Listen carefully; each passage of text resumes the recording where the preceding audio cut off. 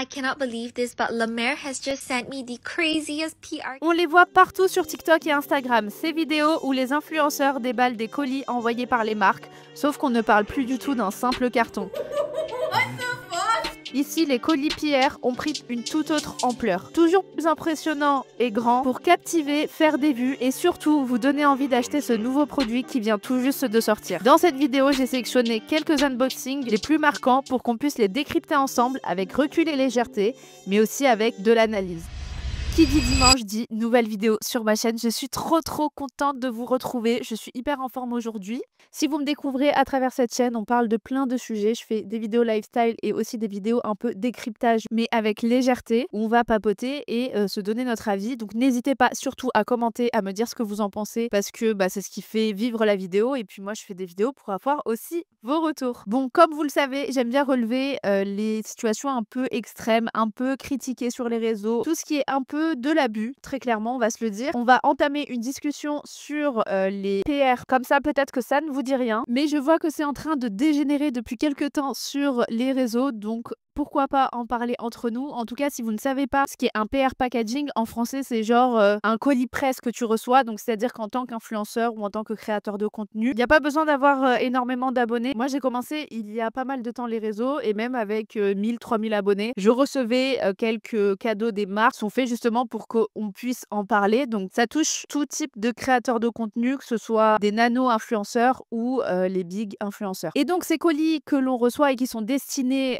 du coup aux influenceurs pour en faire la publicité de manière gratuite souvent, et c'est très clairement en train de dégénérer. Clairement, c'est devenu la normalité de faire toujours plus excessif, toujours plus extravagant, toujours plus de gaspillage forcément. Donc comme vous l'avez compris, le rôle principal des colis presse que l'on peut recevoir, c'est fait pour faire découvrir aux influenceurs les nouveaux produits, à faire découvrir aux consommateurs. Donc avant, ces produits-là se faisaient connaître par le biais des publicités à la télé et des publicités dans les magazines grosso modo. Aujourd'hui, donc je vous parle surtout dans le monde de la beauté. Aujourd'hui, ça a évolué. Ce sont les influenceurs qui sont en premier lieu pour faire découvrir justement les nouveaux produits aux gens qui les suivent, puisqu'aujourd'hui, ils ont pris une place hyper prépondérante dans le marché de la publicité. Soit tu reçois des colis de la marque directement, soit tu reçois des colis des agences de publicité, des agences de presse qui s'occupent justement de faire l'envoi et de s'occuper de toute cette partie un peu marketing de la marque. Enfin bref, vous avez pas mal d'agences qui se sont spécialisées dans ça et qui s'occupent donc d'envoyer ces produits aux influenceurs. Je vous ai donc sélectionné quelques unboxings hyper excessifs à mon sens, qui sont devenus totalement la normalité aujourd'hui, vu qu'on vit, c'est dur à dire, vu qu'on vit dans une ère de surconsommation, voire de plus en plus de choses un peu extrêmes.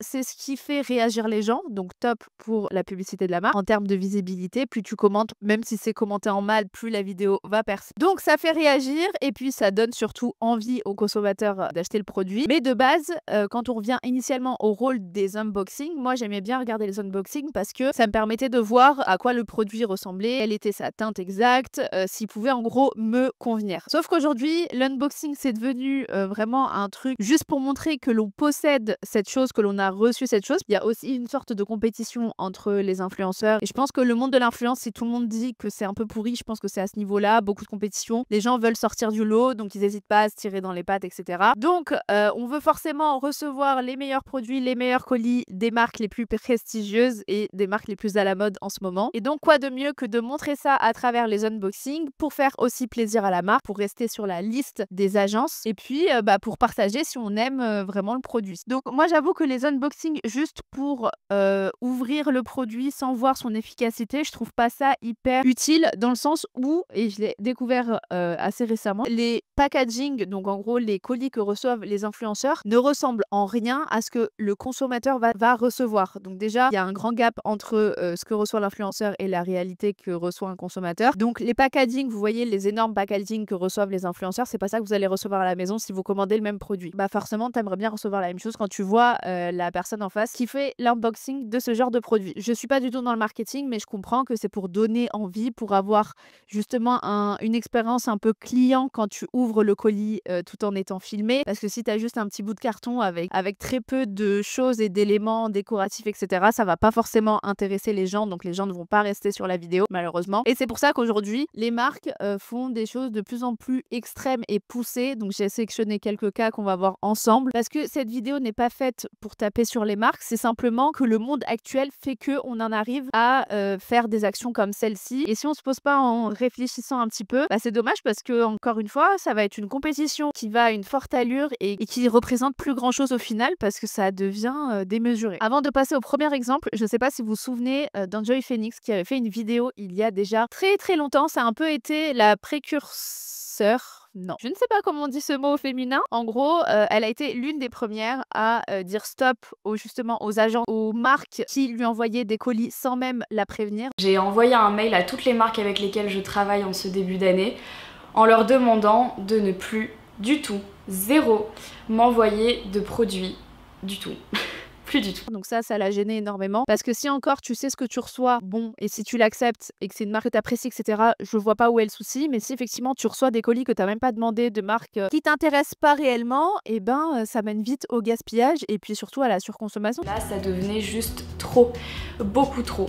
Trop, parce que je n'ai qu'une vie, je n'ai qu'une peau, je n'ai qu'un visage, je n'ai qu'un corps, et que je ne peux pas tester tous les produits que l'on m'envoie. Je reçois au moins 3 colis par jour de produits. Je ne sais plus quoi en faire. À force de recevoir ce type de colis, tu sais même plus quoi en faire. Donc vu qu'il y a quelques années, Enjoy Phoenix, elle avait quand même une très très grosse influence, et justement elle a été la première à dire stop, à dire aux marques d'arrêter de lui envoyer des colis. Elle est très portée sur l'écologie, et ça encore c'est une facette qui est aussi importante dans le fait justement de réguler un peu les quant aux envois des colis des marques. Et cette vidéo, je crois qu'elle avait fait des millions de vues, mais waouh, ça remonte quand même à pas mal de temps. Donc je me dis qu'elle a vraiment été la première, à mon sens, dans le YouTube français à prendre ce type de décision. Parce que forcément, c'est pas facile de prendre ce type de décision. Comme vous et moi, je pense qu'on est hyper content quand on a commandé quelque chose, qu'on a payé. On est hyper content de le recevoir, de l'ouvrir, etc. Alors encore plus quand c'est offert et gratuit, et quand tu as des contacts avec des marques, forcément tu te dis waouh, cette marque, elle le sait que j'existe, et tu as forcément envie de continuer le deal avec la marque. C'est pas facile d'arrêter de dire stop à ce genre de comportement un peu excessif. Après, ce que disent beaucoup d'influenceurs, c'est que forcément les premières années, les premiers mois, t'es hyper excité, et puis ensuite au fur et à mesure du temps, tu sais plus où foutre les colis, ça te saoule, tu sais même plus ce que tu reçois, tu sais même plus de qui tu reçois, donc ce que tu reçois, ça n'a même plus de valeur parce que t'es habitué. Et je pense que c'est cet excès qui fait que on arrive à des situations qui ne sont pas normales. Et vu que Enjoy Phoenix était l'une des premières à recevoir plein de choses, c'est ce qui a donné la réaction qu'elle a eue, donc de dire stop. Et puis on a d'autres influenceurs qui décident justement de regrouper ces colis et de le présenter à leur audience par le biais de vidéos, soit des vidéos exprès pour ça, unboxing, etc. Soit des vidéos vlog où chaque jour elles vont montrer le nombre de colis qu'elles reçoivent, etc. On arrive enfin au premier exemple dont je voulais vous parler. Donc on est sur une marque américaine qui s'appelle Poppi. Je ne sais pas si vous connaissez, mais c'est une sorte de boisson soda qui est considérée comme étant un peu plus healthy que des boissons lambda. Donc encore une fois, je ne connais pas assez la marque pour en parler, mais en tout cas ça cartonne. La marque a récemment beaucoup fait parler d'elle, alors pas en bien malheureusement, mais à l'occasion du Super Bowl, ils ont livré à une trentaine d'influenceurs américaines des distributeurs de soda directement chez elles. Là, on est typiquement sur un exemple de surconsommation et d'excès à mon sens, parce que après ça, en fait, quelle est la prochaine étape? Qu'est-ce qu'on fait livrer à la personne? De quelle manière on va donner cet effet waouh aux personnes? Et c'est bien ça le problème, c'est que en fait aujourd'hui, les influenceurs sont tellement habitués à recevoir des belles choses que pour les faire encore réagir, il faut aller de plus en plus dans l'extrême. Et c'est ça qui est aujourd'hui dommage. Il faut toujours faire plus pour essayer de capter l'attention des gens, alors que c'est pas forcément comme ça que tu vas réussir à faire acheter, à mon sens en tout cas. Je ne suis pas experte en marketing encore une fois, mais à force de voir des choses, j'arrive à voir ce qui pourrait fonctionner ou pas. Et là, à mon sens, ça peut en dégoûter certains en se disant mais les gens sont complètement déconnectés. À quel moment tu décides de faire livrer des distributeurs automatiques chez des personnes? Hi! Oh my gosh, what is it? So happy is something special. Wow, I'm scared.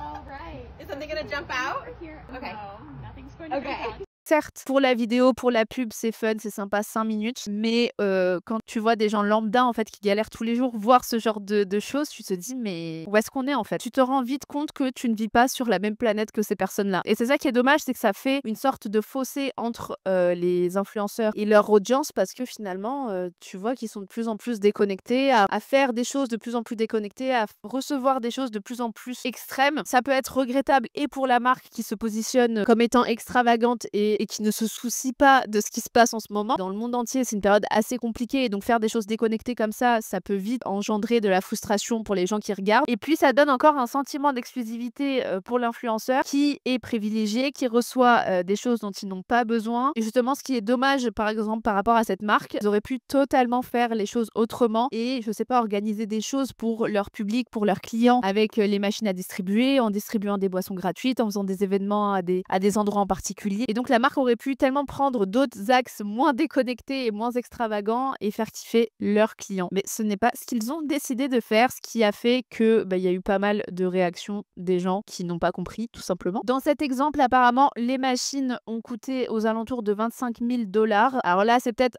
une information erronée, étant donné que cette information a été donnée par le concurrent direct de la marque Puppy. Donc vous voyez, c'est un peu la même relation qu'entre McDo et Burger King qui se tirent dans les pattes à longueur de journée. Enfin, surtout Burger King qui n'hésite pas à tacler McDo dès qu'ils le peuvent. Donc là, c'était un peu la même chose et donc ils en ont profité pour aussi profiter du bad buzz de leurs concurrents. Apparemment, la fondatrice de la marque s'est exprimée. Donc pour qu'une fondatrice puisse prendre la parole comme ça sur un bad buzz, c'est que vraiment ça a tourné partout et que ça a eu des mauvais retentissements pour la marque. Donc elle se devait de s'expliquer. Donc en gros, ce qu'elle explique en très bref, c'est que effectivement, elle prend les avis des gens et qu'elle comprend totalement leurs réactions et que justement, c'est ce type de retour qu'elle attend, etc. Elle s'est expliquée sur bien évidemment les prix des machines et sur le fait que les machines étaient par la suite récoltées par l'entreprise quelques semaines plus tard. Donc au moins on n'est pas sur un gaspillage parce que c'est vrai que je me suis dit à quel moment, qu'est-ce que tu fous avec un distributeur de boissons dans ton salon. Donc bref, la marque s'est exprimée, elle s'est défendue. Bon voilà, elle a vécu un bad buzz, mais en faisant des choses très extravagantes, tu peux t'attirer les foudres du public et c'est ce qui a été le cas dans cette affaire. Dites-moi vous ce que vous en pensez. Moi encore une fois, c'est très agréable, c'est très plaisant à regarder ce genre de vidéos, mais voilà, je pense que les gens n'ont pas apprécié. Quand tu prends des décisions comme ça qui sont hyper voyantes, qui sont hyper extravagantes, il faut s'attendre à ce genre de réaction. On passe tout de suite à un autre exemple, plutôt dans le monde de la beauté. Et dans le monde de la beauté, autant vous dire qu'on envoie et on envoie des packaging extravagants, des envois de colis avec 40 000 teintes. Et en fait, ce qui est dommage aussi, c'est que généralement, les marques refusent que les influenceurs puissent soit faire un concours des produits restants, les donner, les gifter. Donc, il y en a qui le font quand même. Je trouve ça bien, justement, qu'ils puissent faire kiffer leur communauté lorsqu'ils voient justement qu'ils peuvent pas faire grand chose de 40 000 fonds de teint ou de 40 000 produits identiques. Parce que si la marque voit qu'à chaque envoi de colis, tu envoies tes produits à tes abonnés, il y en a à qui ça ne peut pas plaire. Je trouve ça hyper dommage parce que justement, en fait, si tu fais plaisir aux abonnés, les abonnés vont découvrir le produit, peut-être qu'ils vont en parler et ça va faire un effet aussi de pub, peut-être à moindre échelle que l'influenceur. Là, la personne sera déjà hyper contente de recevoir le produit de la marque et peut-être qu'elle le rachètera d'elle-même. Donc aujourd'hui, on assiste à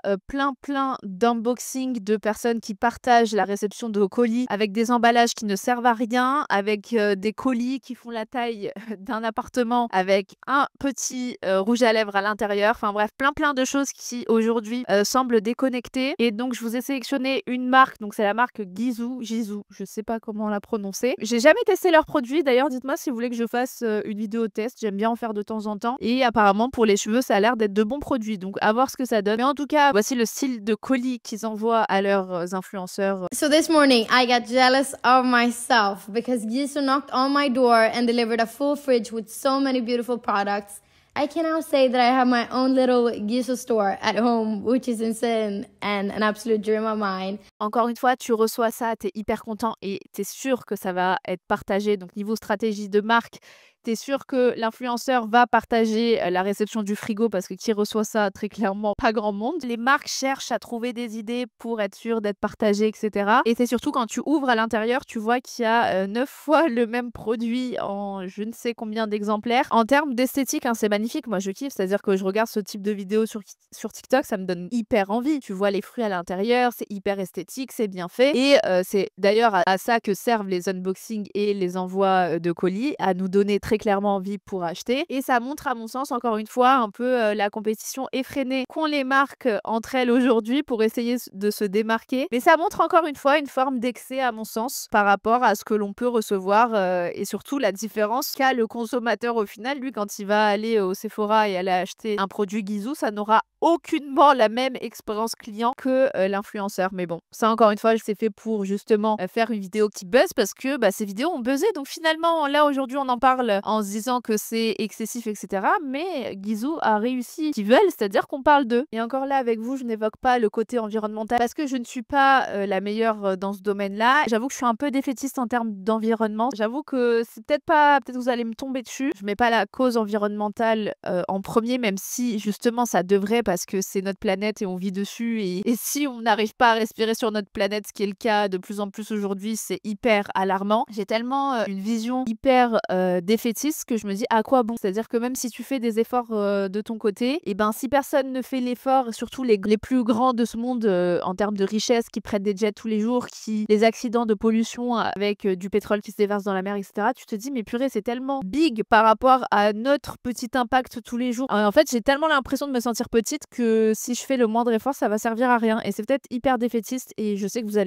allez attraper ma veste en disant ça. Mais dites-moi ce que vous en pensez. Peut-être que ça m'aidera à faire plus attention, même si bien évidemment, j'essaye de faire au mieux. Ça veut pas dire que avec ma vision défaitiste, je fais n'importe quoi et dehors, je jette des déchets par terre. Non. J'essaie de contribuer à mon échelle, mais en fait, je me dis à quoi bon? Si les géants de ce monde qui polluent le plus ne font rien, comment on va s'en sortir en fait? Bref, c'était la petite parenthèse de cette vidéo. Je suis désolée, je suis un peu défaitiste, mais bon, voilà un peu ma manière de penser. Mais voilà, dans tout ça, en fait, je vous parle même pas du côté environnemental, même s'il joue, c'est-à-dire que les packaging que l'influenceur reçoivent, etc., ça peut à peine être recyclé parce qu'il y a tellement de matières différentes, des formes différentes que je sais même pas si ça se recycle au final. En tout cas, on vit dans une société aujourd'hui, même si tu tapes sur les marques et sur les influenceurs, je pense que c'est la société d'aujourd'hui qui fait qu'on surconsomme. C'est devenu hyper à la mode de surconsommer et que en fait tout le monde suit le mouvement. Et ce qui me dérange aussi au-delà du côté environnemental, c'est vraiment le côté déconnecté. C'est-à-dire que tu regardes ça et puis derrière ton écran, t'es là et tu te dis mais ma vie c'est de la merde quoi.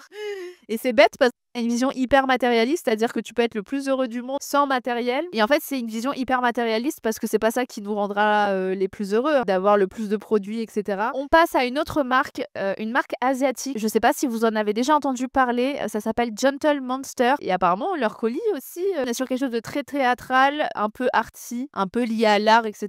Let's open the Jenny PR package in the parking lot because it doesn't fit in my car. Okay. What? Are you recording? I'm a bit embarrassed. Wait, these are adorable. I've seen those online already. I fucking love these. Oh, there's literally one pair of sunglasses. No, you open this. I know there's more. I've seen it. Whoa! And these are all charms to put on your sunnies. That's actually really cool. It opens very slowly. What the fuck? What the fuck? Wait. Okay, I mean I knew it was glasses, but like, what?